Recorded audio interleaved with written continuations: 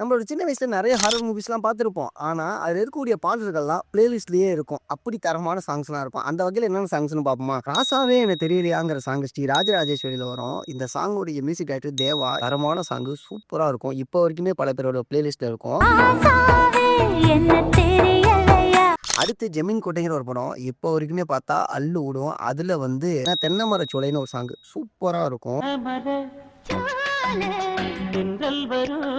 அடுத்து மணிச்சிட்டு தாலாட்டிலேன்னு ஒரு சாங்கு. இந்த சாங்கு தங்கச்சிக்குள்ள சாங்கு. இதுவுமே தரமான ஒரு சாங்கு. இங்கு ஒரு அண்ணன் தங்கை இலக்கியம் உண்டாகுது. கருப்பு ரோஜா.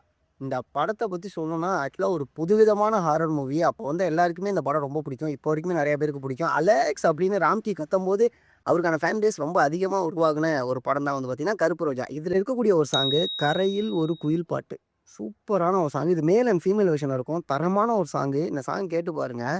மேபி இப்போ கூட ஒரு சில பேருக்கு பிளேலிஸ்ட்ல இருக்கலாம். கரையில் ஒரு குயில் பாட்டு. இப்போ நான் சொன்ன சாங்ஸ்ல உங்களுக்கு ரொம்ப பிடிச்ச சாங் எது அப்படிங்கிறத கமெண்ட் பண்ணுங்க. இந்த சாங்லாம் எனக்கு பழைய நினைவுகளை ஞாபகப்படுத்துதுப்பா அப்படின்னா அது என்ன சாங்னு கமெண்ட் பண்ணுங்க.